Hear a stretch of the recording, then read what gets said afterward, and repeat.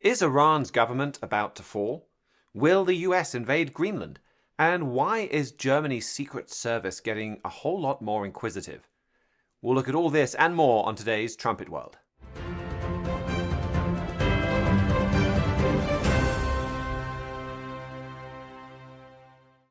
Welcome back to Trumpet World. A few of our team are traveling in different directions this weekend, so we're back to recording individual segments. The protests in Iran have been one of the most dramatic news stories this week, with one report saying that 12,000 people have been killed. We'll get an update on that from Mihailo Zekic. Then we'll go to Andrew Miller for the latest news from the English-speaking world, including an update on a potential war over Greenland. Well, this week we'll continue with what we talked about last week in the Middle East, the ongoing crisis in Iran. In our last week in review program, the protests there were gaining steam, were significant, but not what we could say one of the top one or two major stories in the world. I think you can make the case for that this week now. They've only accelerated since we've spoken last. There's been an estimated millions taking to the streets against the government of Ayatollah Ali Khamenei in all of Iran's 31 provinces. But the big development of this story is how the regime has responded to these protests. Well, there's been reports that over 10,000 have been arrested. They've deployed the Islamic Revolutionary Guard Corps, or IRGC, which to deploy them within Iran's borders to attack enemies within the country is rare. There's been a nationwide internet blackout, and the security forces have been firing live ammunition on people. And what has this led to? Well, there was this bombshell headline in Iran International this week that reads, "At least 12,000 killed in Iran crackdown as blackout deepens," end quote. 12,000. You didn't read that wrong. And that was their tallying just from January 8th and 9th, just from 2 days of fighting. 12,000. That seems like an astronomically large number. It could be easy to dispute that, but this is what Iran International's head editor said in a video interview with the Free Press. They detail more of their methodology in their article, but as you can see, it is about as well documented as something can get given the circumstances. And even just looking at those videos, even if that number is an overcount, there is still a lot of bloodshed going on in Iran. This is what they actually wrote in their article, quote, "In terms of geographic scope, intensity of violence, and the number of deaths in a short time span, this killing is unprecedented in Iran's history. Based on information received, those killed were mainly shot by the forces of the Islamic Revolutionary Guard Corps and the Basij," which is another security militia there. "This killing was fully organized, not the result of sporadic and unplanned clashes.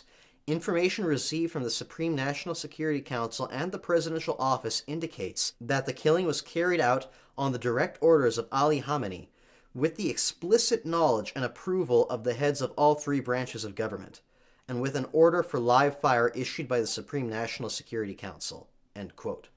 That is about 4 times the death toll of everybody killed in the 9/11 terror attacks. It's more people than have been estimated to kill in the Kosovo conflict, more people that were killed by far than in the Troubles in Northern Ireland, and a lot of other conflicts we've had in this world. It's a quarter of the number that were killed in Dachau concentration camp in 12 years in 2 days. And this is all supposedly, remember, under a moderate government. The president, Masoud Pezeshkian, the guy that runs the day-to-day operations of the government under the supreme leader, the supreme leader originally wanted him in there because of the last round of protests, because the Iranian government wanted somebody with a more moderate face. He's not a cleric, he's a former heart surgeon, to show Iran that we're bringing compassion back. We're not these strict, overarching, zealous tyrants. And this is the result of it. It reminded me of In Daniel chapter 7, when God speaks of the various empires that were going to control the Holy Land, he did so by portraying them as beasts, as a lion, as a leopard. The last one was a ferocious beast, not typified by any animal. In verse 5, is mentioned a bear. And if you could look through ancient history, you could look through Bible history. Our booklet, Daniel Unlocks Revelation, explains this. That bear represents the ancient Persians who once ruled all the Middle East, the ancestors of the modern Iranian people today. So the Iranians are included in this list of giant empires typified as beasts. This is what Mr. Gerald Fleury wrote in our October 2023 print edition about this section. Quote, "We can view the leaders of those kingdoms as representatives of and prophetically interchangeable with the kingdoms themselves. And these world-ruling leaders had the heart of a beast. Their minds and their passions were fixed on world conquest. It bothered them not at all to oppress and even kill millions of people in pursuit of that goal." Further down, "How sobering. The leaders of these great powers no longer had the minds of human beings. They had the hearts of wild, raving beasts. That is why these empires are called beasts. They were ruled by men who took on the mind of a beast." End quote. That's what God's word said about Iran anciently. Isn't that a good description of what Iran is going through right now? Leaders with the mind of a beast, willing to slaughter thousands of their own people within days? That's exactly what we're seeing. But where do we go from here? Well, the go-to scripture we go to often here is Daniel 11, verse 40. I could read it. "And at the time of the end shall the king of the south push at him, and the king of the north shall come against him like a whirlwind, with chariots and with horsemen and with many ships, and he shall enter into the countries and shall overflow and pass over." And you can read the rest of the chapter that talks about some of the other countries allied with the king of the south that fall to the king of the north. As Mr. Fleury has said repeatedly, this is an end-time prophecy, and the king of the south is fulfilled by Iran and radical Islam and Iran's proxy empire throughout the Middle East. And this has not been fulfilled yet. Iran has not reached the levels of power Daniel 11 describes as countries, again in the later verses, Egypt, Libya, Ethiopia, countries that are part of the Middle East, North Africa, that we expect to fall to Iran, that have their own problems with radical Islam, but are not there yet. Iran is not the overarching king that unsettles everybody else in the region around it just yet. It settles Europe, the king of the north. So something has to happen for Iran to reach those levels of power, but it is still a rising in power. And it is still a mindset. Verse 41 speaks about it fighting over the glorious land or the Holy Land. What it's fighting over today, it's still the same ideological vision. So we don't expect these protests one way or another to topple the regime, to change Iran to being a moderate, secular, Western-friendly country. When these protests, when headlines like Iran's internationals are coming out, there are other news organizations saying that this could mean the end of the regime. What have we seen in the days since then? Well, U.S. President Donald Trump said to all those Iranians that help is on the way. And then there's been reports that maybe some of his advisors have told him that if you just go into one strike like you did Maduro, there's not going to be regime change. I mean, I don't think you need top advisors to figure that out. Even apparently, according to the New York Times, on Wednesday, Prime Minister of Israel, Benjamin Netanyahu, spoke with President Trump and told him to stand down. And so did the governments of some other Arab countries, saying they're afraid that Iran will retaliate against them if America intervenes. And as of now, the situation could change at any moment, but the protests seem to be dying down. The Times of Israel headline, I believe, said that Iran, quote, smothered the protests. That doesn't mean that people's concerns are going away. It doesn't mean the economy is any better. It doesn't mean people are going to look at that 12,000 and pretend it never happened. And how many for his part? He's pretty old. He could very well step aside. We don't necessarily expect him to be the one to trigger this push to turn Iran into this king of the South. He's been in power since 1989. That's a long time. But one way or another, Iran is going to survive this crisis, even if it takes some reforming, which it may or may not. and it is going to soar to new heights. And if you'd like to learn more about that, when America and Israel last year bombed Iran's nuclear facilities, our managing editor, Mr. Joel Hilliker, wrote an article called Is Iran's Regime Finished?, which gives you some of the big picture of why, no matter what crisis hits Iran, we still expect Iran to fulfill the King of the South prophecy. The Arctic is becoming a battleground. This is one of the most strategic yet underlooked regions in the world. In addition to its mineral wealth, if you actually look at the world from the top, find a globe and look at it from the top, you'll see that the shortest distance between Europe and North America is over the Arctic Ocean.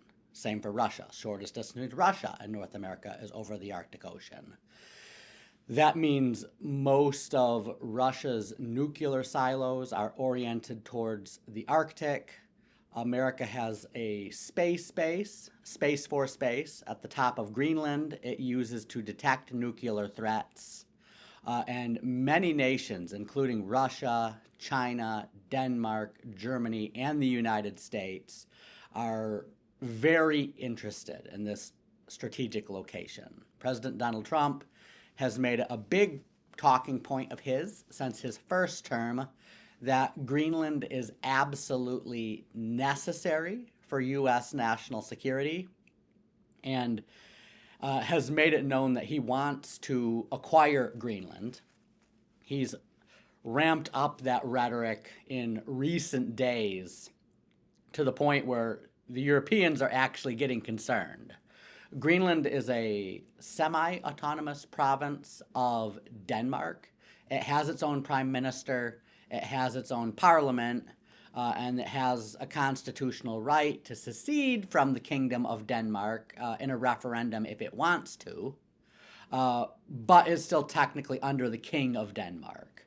It's like a commonwealth. The King of Denmark is the King of Greenland, Denmark, and the Faroe Islands.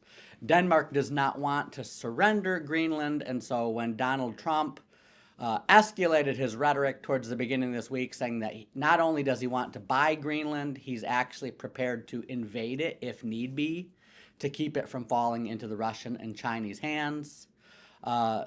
So Denmark has now partnered with France and Sweden and Norway and Canada and Germany and the United Kingdom to put together a European Union troop force to deploy to Greenland. This is largely symbolic. I believe there's 13 German soldiers in this force. A few French soldiers, like I said, a few UK soldiers, a few Swedes, a few Norwegians, a few Danes, maybe a couple Canadians. Altogether, it's less than 36 people.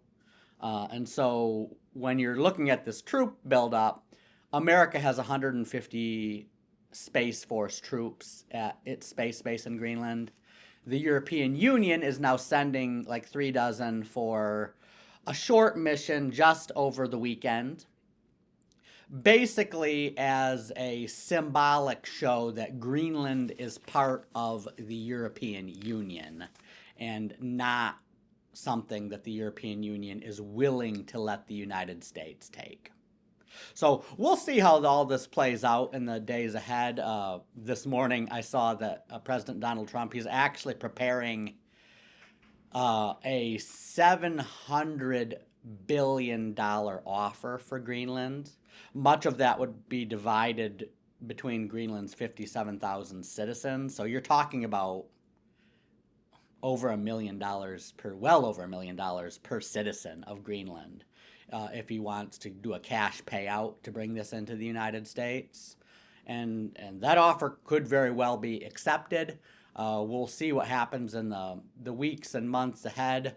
But I did really want to highlight this story today because today is January 16th. That's the anniversary of the death of the late Herbert W. Armstrong, who founded our predecessor, the Plain Truth magazine, and who God used to restore prophetic understanding to his church in the end time. And so oftentimes on January 16th and January 17th, God does something to highlight in the eyes of the world the importance of his end time Elijah, Herbert W. Armstrong. This January 16th is particularly important because it's not just the anniversary of his death, but it's the 40th anniversary of his death. And 40 is a very significant number, a very significant symbolic number throughout the Bible. And so this really highlights to us the fact that this German deployment, which just as a bit of additional information, this is the first time Germany has actually sent troops to counter the United States into the Western Hemisphere since World War II. So symbolically, this is a big breakthrough for Germany. This is German soldiers in the Western Hemisphere trying to send a message to America that you can't annex this piece of real estate. And so even though it's only 13 soldiers, it's symbolic. So we need to ask ourselves, what does this symbolic move by Germany mean, considering that it happened on the 40th anniversary of the death of Herbert W. Armstrong?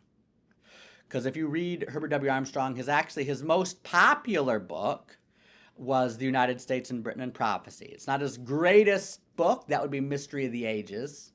It was his the greatest book he ever written, but definitely probably one of the top 5 greatest books he ever wrote, and the one that was the most popular while he was alive was The United States and Britain and Prophecy, showing that the United States and Britain and British Commonwealth are descended from the lost tribes of ancient Israel, and then especially highlighting a promise God made to Abraham in Genesis 22, and then reconfirmed to Moses in Deuteronomy 28, that the end-time descendants of ancient Israel would possess the gates of their enemies.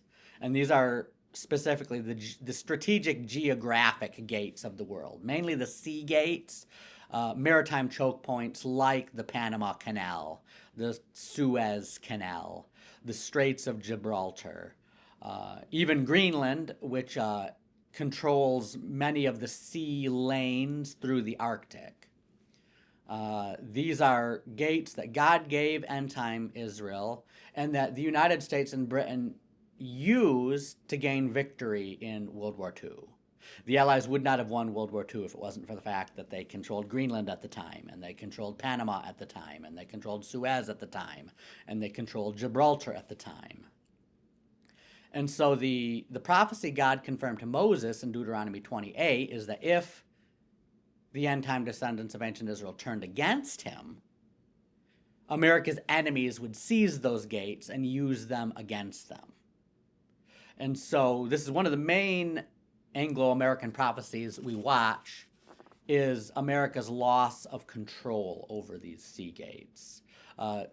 Great Britain and the United States used to control almost all the maritime choke points on the earth. Now they control very few. And Greenland is another important one that President Donald Trump is saying that we actually just need to make this an official U.S. territory. It's so strategically important.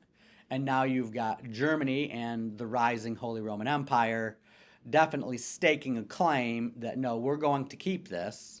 And when the time comes for the prophecies to be fulfilled about this empire using these gates against America, we'll use Greenland against it as well. So it's definitely a story to watch very closely in the days and months ahead.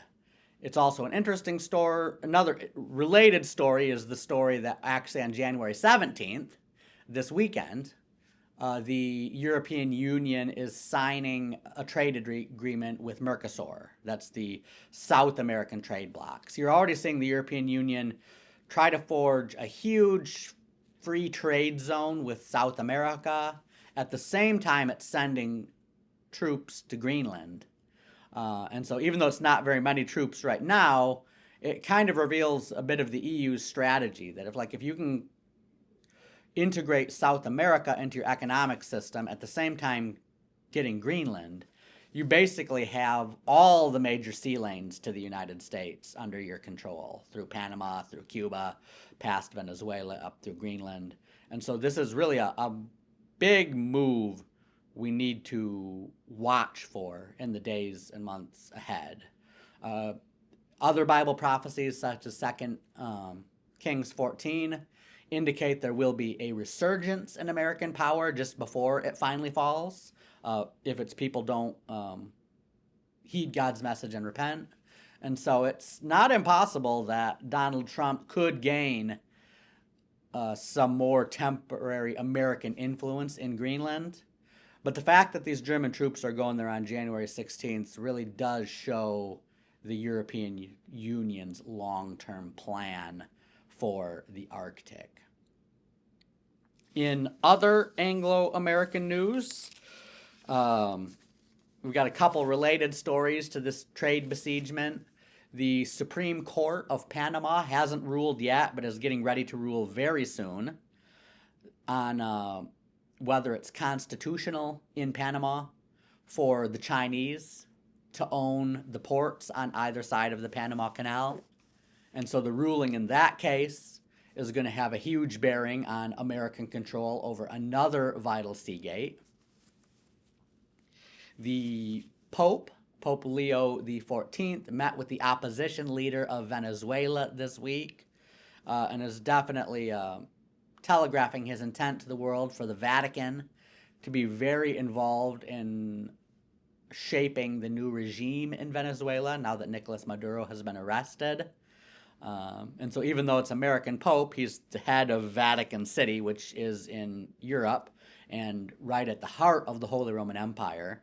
So there we're seeing another attempt by this Catholic-dominated European empire to extend its influence into America.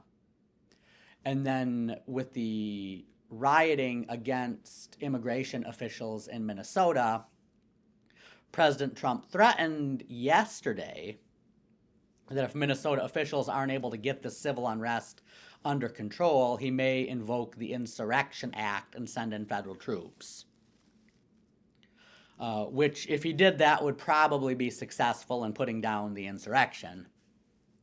But it's another sign of things to come, in that if you read what Trump editor-in-chief Gerald Flurry has written in his book, Isaiah's End Time Vision, and Ezekiel the End Time Prophet, especially Ezekiel the End Time Prophet, you will see that he talks about this great trade siege against America that results when the European Union starts taking control of seagates like Panama and Greenland, will create massive civil war-like conditions in America that will result in mass death. Actually, Ezekiel 5 indicates about a third of the population. And so as you're watching China and the European Union make moves to besiege America, it's also important to watch the civil unrest within America. And this idea that the Insurrection Act is even needed to put down some of the civil unrest we already have could show how bad that unrest will get when the time for that prophecy to be ultimately fulfilled comes. Germany has been very aggressive in trying to get troops to Greenland. If Andrew hadn't been planning on taking that as his main story, it probably would have been the biggest news from Europe this week. Germany can be very reluctant to send its troops places on some occasions, but confronting Donald Trump in Greenland, well, then they've caught everyone by surprise with their speed. Germany is very strategic. It's not that it doesn't necessarily want to use its military, but it doesn't want to waste it. If a particular deployment or war is not going to move them towards their goals, they sit it out. But they see clear value in being in the Arctic. And another very significant event tomorrow that relates to this is that the EU will finally sign their trade deal with Mercosur, this Latin American trade bloc. They agreed on it a few years ago. I think it was a couple of years ago. It took them decades to negotiate it. There's still a little more of the political agreement that they're going to get done, but the trade deal is done. And Germany's moving into America's north now with what's happening in Greenland. And they're making this deal and forging very strong links to South America. This is very significant. We'll get in more to the detail on next week's show. I'm tempted to cover it now, but then if anything significant happens during the kind of signing ceremony, well, then I'm going to be tempted to cover it again next week. So I think we'll save it and just hit it all at once. And I'll be back in our regular studio. Maybe I can discuss it with Andrew Miller then. Instead, I want to focus on another critical prong of Germany's military buildup, and that revolves around their intelligence service, the BND. They're on the brink of becoming a lot more powerful and a lot more independent from the US. This is what the government is pushing for. There's a new law that the government is working on, and details of this leaked out to German press, including outlets like the Süddeutsche Zeitung, the public broadcaster NDR, WDR, and they said that what this would do is it would remove a lot of constraints on the BND. It would make them something more like America's NSA. A lot of these articles focused on a massive data hub in Frankfurt. It's Europe's largest hub. A huge amount of data goes through this. And the BND has a presence inside this hub in Frankfurt. They're already doing a lot of data monitoring. But now the Chancellor's office want to allow them to do more to store this data, to sort through this data. So they want to store whatever they want for up to 6 months. This is without a warrant. They want to allow more spying on foreigners because a lot of international internet data travels through this hub, but also a whole lot of German data. They also want to empower the BND to kind of more aggressively go out and seek data. So they're enabling them to go and hack other countries. The press reports say they're basically giving them the green light to go and hack Facebook and Twitter or X or any of these big American companies. They'll be allowed to go and infiltrate US social media companies, saying that these companies don't voluntarily share enough with the US government. They're also working on building other cyber warfare capabilities, authorizing them to do more to hack IT technology, both in Germany and around the world. And basically a lot of the reports are saying all of the stuff that American spy agencies were caught doing in things like the Edward Snowden leak that was a scandal at the time, they're giving the German intelligence services specific permission to go and do those things. So all of this wouldn't be the German Secret Service going out on a limb, but they would be actively encouraged, allowed to do this from the US government. And underscoring kind of how remarkable this is, we recently got a book that came out that showed that Germany's intelligence service, the BND, was caught spying on and hacking into the phones of Barack Obama back in 2013. And I think what's remarkable about this is not that a foreign secret service was trying to hack into the US president's phone. I can just kind of assume they're all doing that. But it's the fact that Germany threw a hissy fit right around the same time because Barack Obama was caught spying on Angela Merkel's phone. So complete hypocrisy from Germany there, where they were throwing all of the toys out of the pram, saying Barack Obama was caught, or America and the NSA was caught listening into Angela Merkel, while they were doing exactly the same thing to Barack Obama. And this book showed that this was known among high levels. Like, this wasn't a couple of rogue agents. They were being completely hypocritical here. But there's a lot that is very concerning about this.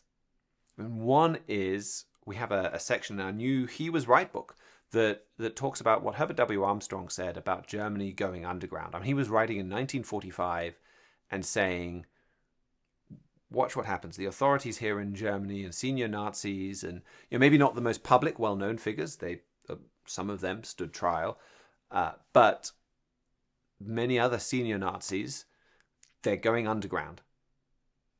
And one key to that this you could say is a fulfilled prophecy from Herbert W. Armstrong, is the BND, is the German intelligence service. This was built up basically by Reinhard Gehlen, an intelligence officer for the Nazis, who did exactly this. 1944 or so, he could see the writing was on the wall. He could see the Nazis were going to lose.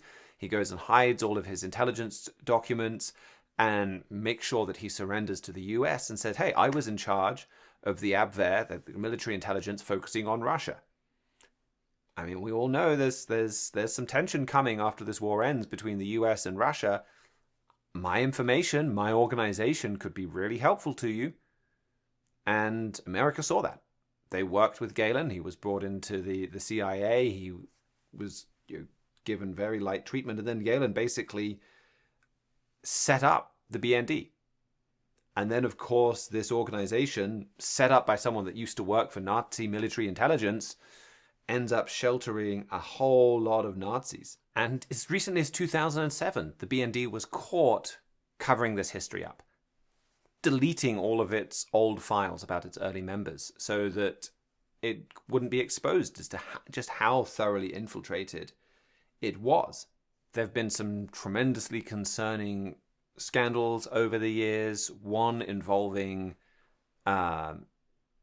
various far-right groups murdering migrants, with German Secret Service intelligence officials being at the scene of the murders and then just claiming like, oh, I didn't notice. They are not the least observant spy organization in the history of the world. In one of these, somebody was murdered in an internet cafe. Basically, the German intelligence agent who just, according to the official narrative, completely by coincidence was there, would have had to step over the body on her way out of the cafe. And she claims, yep, just there's coincidence and didn't notice the dead body. And there's a lot of very strange things going on within the BND. And now they're getting much more intelligence for cyber, or ability to look into cyber warfare. Another important part of this is a prophecy that Mr. Flurry's talked about a lot. In fact, here's a clip from him in the Key of David talking about this. You think about all of this, these problems that we're facing, and we really do need to go to God today and thank God that something terrible hasn't occurred. And God says He will send a warning to our people. It's our only hope that it warns us about what is going to happen so we can make a change and we can turn, because what God is concerned about is our sins and what we're doing that it should not be done, and of course is very much against what the Bible teaches. Now, people could scoff at that today, but that is nevertheless true, and it was prophesied thousands and thousands of years ago. So it's not something that God didn't know years ago. He knew all about it and prophesied in detail. You'll be amazed at some of these prophecies about this end time and what is going to happen in the field of nuclear warfare and other big problems we face. Notice Ezekiel 7 and verse 14. They have blown the trumpet, even to make all ready, but none goes to the battle, for my wrath is upon all the multitude thereof. Well, is that cyber warfare, where you can't even respond to when the trumpet is blown and there is a danger of war, and they can't even respond because of cyber warfare? Well, it may very well be it's just that bad. It's something we should ponder carefully. And some of those scriptures, like that one in Ezekiel 7, it matches exactly to what you could have as a consequence of cyber warfare. There's the alarm blown, something's going on, America's military needs to rally, and nothing happens because they've been hacked. And Mr. Flurry, right from the start, he kind of picked up on a report about this back in the early 90s, about this being America's Achilles heel, and because of these type of prophecies said, well, watch for Germany to exploit that. And more we see Germany really working on their cyber capabilities. So an important story from Germany, and you put this together with, well, the German military is very quick to move into Greenland, and they want to make sure America doesn't get control of that. They're forming these close bonds with Latin America. They're working on cyber warfare. America completely trusts Europe, completely trusts Germany. But they're taking these steps in exactly the direction that the Bible said they would, and that Herbert W. Armstrong talked about. And a lot of people, for a lot of the time that Herbert W. Armstrong was warning, were kind of saying, well, America, Germany going after America. Well, that sounds far-fetched. I think a lot of people would still say that it's far-fetched. But look at the steps that they're taking. They're preparing to bring Europe together to be this major dominant power, and they're preparing to take down the United States. That's what all of these steps are all about. And on that front, the European Union Defense Commissioner, Andreas Kubilis, he called for a powerful standing European military force last week of 100,000 troops. So he's saying we need 100,000 troops. And yeah, okay, calling for 100,000 troops is easier than having a military with 100,000 troops. They're not able to manufacture that just out of thin air. But this is the way that European leaders are thinking. This is the kind of consensus that is building at the EU level. And of course, they have armies, very strong armies, all around Europe. It's just about coordinating them, getting them to work together. So they are absolutely focused on doing that as well. So watch this rising German power. So those are Europe's most significant stories. We'll finish up now with Jeremiah Jacques and the biggest stories from Asia. The big story for Asia is that while U.S. President Donald Trump shakes the global order, China is seizing the moment, working with renewed urgency to deepen partnerships and fortify alliances. Last week, Chinese leader Xi Jinping hosted South Korean President Lee Jae-myung in Beijing. This was the first time in 6 years that a South Korean president has visited China, and Mr. Lee actually spent 4 days there, holding all kinds of meetings with Xi and other Chinese officials and just working to strengthen China-South Korea ties. South Korea, of course, is a United States ally, but President Trump's tariffs on the nation, and just with so much uncertainty and erraticism from the U.S. leadership, the South Koreans seem to be hedging their bets. And the Chinese, of course, are all too eager to step in. They would love nothing more than to see South Korea pulled away from U.S. influence and more deeply into China's orbit. So that visit was very notable. And then this week, Chinese Foreign Minister Wang Yi completed a tour of African nations. He stopped in Ethiopia, Lesotho, and Tanzania, mostly to deepen trade with those countries and to advance various projects related to China's Belt and Road Initiative. So that's a significant tour that was just conducted there. And China also hosted Canada's Mark Carney this week, trying to drive the wedge more deeply in between the United States and Canada. And next month, German Chancellor Friedrich Merz will be traveling to Beijing and meeting with President Xi Jinping. Mostly, they will be working to improve trade relations between Germany and China. So China's really trying to step in with nations that are shaken by the U.S.'s unpredictability and its territorial threats toward allies and other erratic policies. And China is sort of trying to present itself as an alternative in many cases, reliable, predictable, and reasonable as an ally. Now, I don't think that it would be accurate to say that China really is all of those things.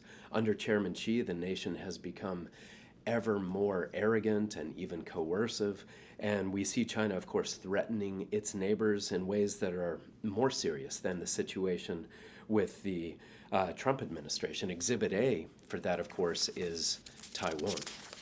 So it's not actually a situation where China is, upright and altruistic and a safe alternative to the United States. But that doesn't stop the Chinese from trying to portray themselves that way at times.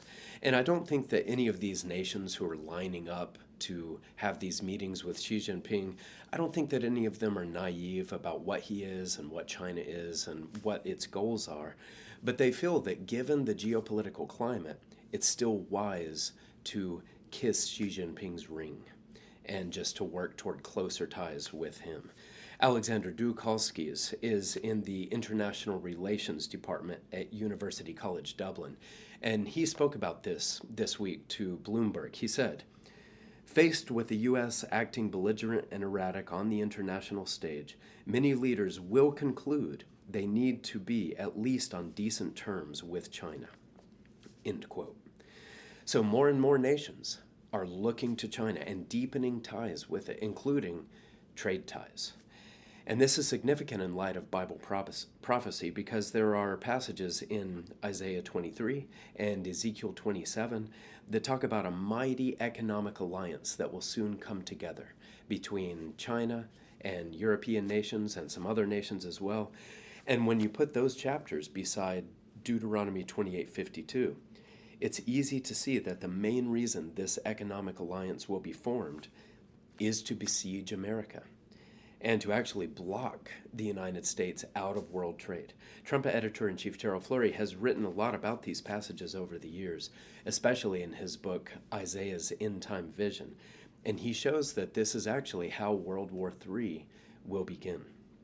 So when we see Xi Jinping shoring up China's influence with various nations and hosting all these leaders in Beijing, especially the German chancellor, just to, find ways to deepen trade between China and Germany and these other nations, it is setting the stage for this mighty alliance to come together. And if anyone would like to understand more about the significance of this alliance and what it will do in the time ahead, I hope you'll order your free copy of that book that I mentioned by Mr. Flurry. Once again, it's called Isaiah's End Time Vision. And then a couple of smaller stories about Asia as well. First up, the U.S. reached a trade deal yesterday with Taiwan, which will lower tariffs on Taiwanese goods and services sold in the U.S. to 15%. As part of this agreement, the Taiwanese also agreed that their leading chip companies and other leading tech companies will invest at least $250 billion in the United States. So it sounds like a promising sign of partnership between the U.S. and between the U.S. and Taiwan. And of course, this comes just a month after the U.S. sold Taiwan its largest ever arms package. So in a way, this is sort of a counterweight to all of that Chinese diplomacy and trade that the last story was about. And all of these U.S.-Taiwan measures, they do appear to be encouraging for those who want to see America's chip dominance fortified and for those who support Taiwan's freedom and its democracy. But will these measures be enough to deter China? That's the big question. And the truth is, the will of the United States and its commitments remain very much in question. And that means the long-term outlook for Taiwan, perhaps even the medium-term outlook, still looks bleak. And then one final story here about Russia and Venezuela. Radio Free Europe headlined on Wednesday that Maduro is gone from Venezuela, but Russia may not be. They detail the way Putin's regime spent more than 2 decades cultivating deep personal relationships with a whole cast of Venezuelan leaders, not just Maduro, but a whole cast of political leaders and also various business leaders. And their assessment is that even with Maduro himself gone, much of Russia's influence in the nation remains. And that's especially true since there was no regime change with this United States operation. Blackbeard was captured, but his crew remains very much on deck. Maduro is gone, but his vice president is now in power as the de facto leader of the nation. So the operation, it certainly was a blow to Russian power in Latin America, a notable blow, but it looks like plenty of roots still remain in place in terms of Russian influence there, and we can be sure that the Russians will do everything they can to rebuild their power there on America's doorstep if they are permitted to. Well, thank you very much for that, Jeremiah. And to all of our contributors, thank you as well to Mr. Matthew Friesen for engineering and production. I'll just leave you with one short booklet recommendation. We are recording this on January 16th, and some of us are recording even the day before, others are recording on the morning of January 16th. there's a lot of significant events that often happen on January 16th. It's entirely possible that by the time this is edited and posted, kind of towards the afternoon US time on Friday, that some of these stories might be out of date, or maybe overnight, or the next day. And in that case, I want to point you to just our little book, January 16th, God's Miracle Day. And that talks about this day, why there have been lots of significant news events on this day, goes through some of what those events are, and talks about why. Because on this show, we talk a lot about Herbert W. Armstrong. We're reading quotes from Herbert W. Armstrong. Why are we doing that? Well, Christ's disciples in Matthew 24 asked him, well, what shall be the sign of your coming and of the end of end of the world? And one of the things that Christ responded with is that the gospel of the kingdom shall be preached in all the world for a witness unto all nations, then shall the end come. And fairly soon after Christ died and was resurrected, and the gospel went around the world in the first century, but then it was suppressed and replaced by a false gospel, another gospel not taught in the Bible. And Christ said that would happen, that it wouldn't go out around the world after that initial burst until the end comes, until shortly before his return. And then we can put that beside another prophecy in Matthew 17, where he says that before he returns, Elijah truly shall first come and restore all things. So the implication of those two passages together is that you would have this Elijah who would restore truth, lost truth to God's church, including the true gospel, and then that gospel would go around the world, and this would be a critical sign of the imminence of Jesus Christ's return. And that prophecy has been fulfilled. Herbert W. Armstrong was that end-time Elijah, and we have other material that can help you prove that, and our little January the 16th booklet is even a good place to get started on that. That will help point you in the right direction. But January the 16th, 1986 was the date of his death. And so that anniversary, well, that God emphasizes that often through world events. I mean, that date reminds the world that an end-time Elijah has been and gone. And it points to our only source of true hope. It points to Jesus Christ, that he's alive, he's active, he's fulfilling his prophecies, he sent his Elijah, he's about to return, he's about to intervene, he's about to solve all of these problems, depose all of these evil rulers that we're always talking about, and bring real lasting peace to this world. So our free book, January 16th, God's Miracle Day, can give you much more information about that. We'd be happy to send that to you. You can order that on our website, thetrumpet.com, and it helps you show how this day points to an incredible hope for all of mankind and how you can learn much more about that. So all of our material is free. We just want to get this out to the largest audience possible. So there's no catch, there's no follow-up, there's no pressure. You can read it online or you can order your own print copy. I mean, it's a very short little booklet.